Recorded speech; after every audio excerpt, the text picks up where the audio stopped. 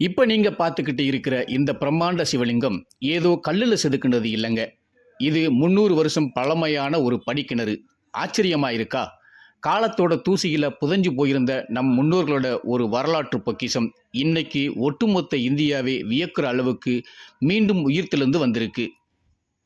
கர்நாடக மாநிலம் பெலகாவி மாவட்டத்தில் பல நூறு வருஷமா யாராலையும் கவனிக்கப்படாம வெறும் குப்பையும் இடிபாடுகளும் நிறைஞ்ச பால் நிலமா கிடந்தது இந்த இடம். 15ஆம் நூற்றாண்டிலிருந்து 17ஆம் நூற்றாண்டுக்கு இடைப்பட்ட காலத்தில் ஆதில் சாகி வம்சத்தினரால் 80 அடி ஆழத்தில் கட்டப்பட்ட பிரம்மாண்ட படிக்கிணறு இது. ஆனால் காலப்போக்கில் நம்மளோட அலட்சியத்தால் இது மண்ணோடு மண்ணாக மூடி போச்சு.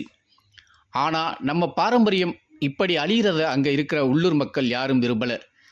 பெலகாவியோட தஸ் ஃபவுண்டேஷன், என்எஸ்எஸ் தன்னார்வலர்கள், அப்புறம் அந்த ஊர் மக்கள் எல்லோரும் ஒன்று திரண்டாங்க. நம்ம முன்னோர்களோட அடையாளத்தை மீட்டெடுப்போங்கிற ஒத்த லட்சியத்தோட கையில் மண்வெட்டி கூடைகளை எடுத்தாங்க. நாளாக நாளாக வியர்வை துளிகள் மண்ணில் சிந்த சிந்த டன் கணக்கில் இருந்த குப்பைகள் அள்ளப்பட்டுச்சு. இருளுக்குள்ள புதைஞ்சிருந்த 53 பிரம்மாண்ட கல்படிகள் ஒவ்வொன்றா வெளியே வர ஆரம்பிச்சது. முழுசா சுத்தம் பண்ணிட்டு மேலே இருந்து பார்த்தப்ப அங்க இருந்தவங்களுக்கு உடம்பெல்லாம் சிலிர்த்து போச்சு. கண்ணுல கண்ணீரே வந்துடுச்சு. ஏன்னா அந்த படிக்கிணத்தோட வடிவமைப்பு அப்படி மிக துல்லியமா ஒரு பிரம்மாண்ட சிவலிங்க வடிவத்துல காட்சி தருது. அந்த 53 கல்படிகளும் ஈசனோட வடிவத்துக்கு இன்னும் கம்பீரத்தை கொடுக்குது. வறண்டு கிடந்த இந்த கிணத்துல இன்னைக்கு குளிர்ந்த தெளிவான நீர் தழும்பி நிக்குது.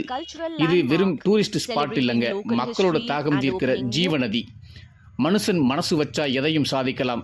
நம்ம பாரம்பரியத்தை யாராலும் அழிக்க முடியாதுங்கிறதுக்கு பெலகாவி மக்களோட உழைப்பே சாட்சி. 300 வருஷத்துக்கு அப்புறம் உயிர் பெற்ற இந்த சிவலிங்க படிக்கிணறு நம்ம நாட்டோட பெருமையை உலகத்துக்கே உறக்கச் சொல்லுது.